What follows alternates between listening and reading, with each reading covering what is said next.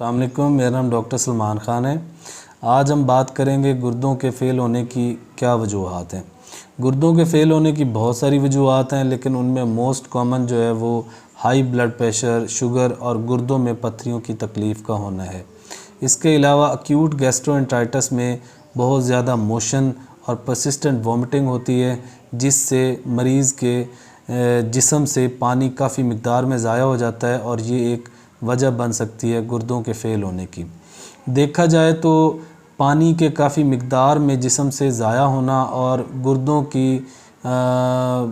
गुर्दों में पत्थरियों की तकलीफ़ से जो गुर्दे फ़ेल होते हैं वो आर्ज़ी तौर पर होते हैं, लेकिन हाई ब्लड प्रेशर या शुगर की वजह से जो गुर्दे फ़ेल होते हैं उनका एक परमानेंट इफ़ेक्ट होता है और उन्हें वापस नॉर्मल हालत में नहीं लाया जा सकता।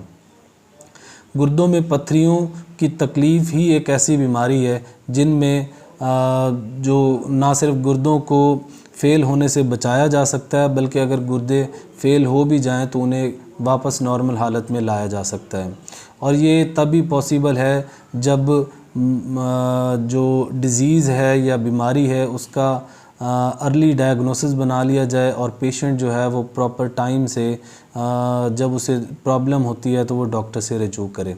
अनफॉर्चुनेटली हमारी सोसाइटी में एक मिथ पाई जाती है कि गुर्दों में पत्थरियों का इलाज जो है वो डॉक्टर के पास कम और जो दूसरी मोडेलिटीज़ हैं उसमें ज़्यादा कॉमन और आसान है। उसे एक ये भी डर रहता है कि अगर डॉक्टर के पास जाएंगे तो डॉक्टर जो है वो सर्जरी कर देगा, जिससे उसे ज़्यादा प्रॉब्लम हो सकती है, लेकिन ऐसा नहीं है। मैं ये जनरल पब्लिक की इन्फॉर्मेशन के लिए बताता चलूँ कि आजकल तो इतनी जदीद टेक्नोलॉजी है, मिनिमल इन्वेसिव सर्जरीज़ हैं और एंडोस्कोपी के ज़रिए आपके स्टोन को तोड़ा भी जा सकता है और आसानी से रिमूव भी किया जा सकता है।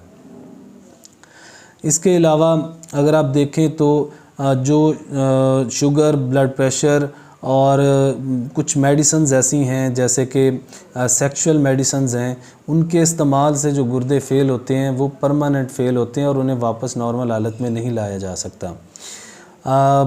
इसीलिए बेहतर यही है कि डॉक्टर से टाइमली रिव्यू किया जाए और जो है वो अपना जो मर्ज़ है उसको अर्ली डायग्नोसिस उसका बना के उसका प्रॉपर ट्रीटमेंट होना चाहिए। लेकिन अगर गुर्दे फ़ेल हो जाते हैं उसके बाद क्या होता है, उसके बाद दो मोडेलिटीज़ हैं। एक मोडेलिटी जो है वो डायलिसिस है कि आप डायलिसिस करवाएंगे और हफ्ते में 2 दफ़ा करवाएंगे, तब भी आपकी जो तबीयत है वो कुछ बेहतर रह सकती है। और डायलिसिस जो है वो काफ़ी कॉस्टली है, मरीज़ को आने जाने में काफ़ी ज़्यादा प्रॉब्लम होती है और हमेशा एक अटेंडेंट जो है वो उसके साथ रहता है जो उसे फैसिलिटेट करता है कि डायलिसिस में कि वो उसे लेके जाएगा, लेके आएगा और उसके साथ अटैच रहेगा। दूसरी तरफ देखें तो जो दूसरी मोडेलिटी है वो है ट्रांसप्लांटेशन। ट्रांसप्लांटेशन के लिए आपको एक फैमिली डोनर की ज़रूरत पड़ती है, जिसमें बहन भाई, मियाँ बीवी, वालदैन जो हैं वो अपने बच्चों को डोनेट कर सकते हैं और बच्चे जो हैं वो अपने पेरेंट्स को डोनेट कर सकते हैं। इसके अलावा जब अगर फैमिली डोनर मिल भी जाता है तो उसमें भी काफ़ी इश्यूज़ होते हैं कि वो डोनेट करने के लिए एग्री भी होता है या नहीं। तो दूसरी जो मोडेलिटी है उसमें यह है कि ट्रांसप्लांटेशन जो है जब हो जाता है तो उसके बाद भी आपको काफ़ी ज़्यादा एहतियाती तदाबीर की ज़रूरत होती है, जिनमें यह है कि आपको प्रॉपर जो ट्रांसप्लांटेशन के बाद मेडिसिन रेगुलरली यूज़ करनी पड़ती है और पूरी ज़िंदगी के लिए करनी पड़ती है।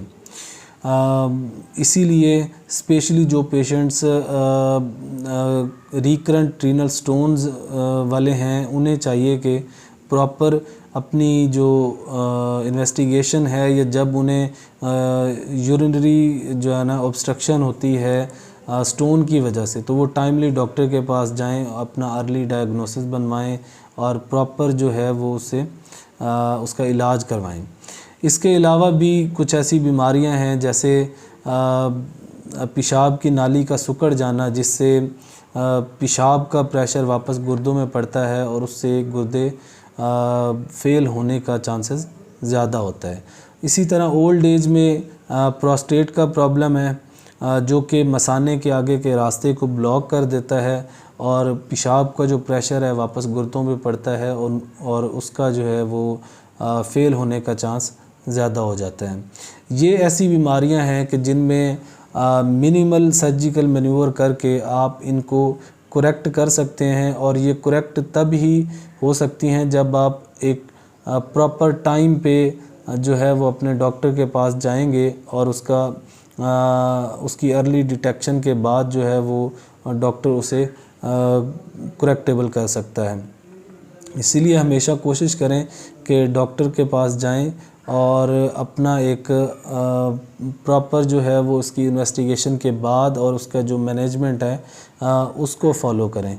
और जो दूसरी मोडेलिटीज़ हैं जिनमें ज़्यादा इंटरेस्टेड लोग होते हैं उनसे अवॉइड करें और अपनी सेहत का ख्याल रखें। Thank you.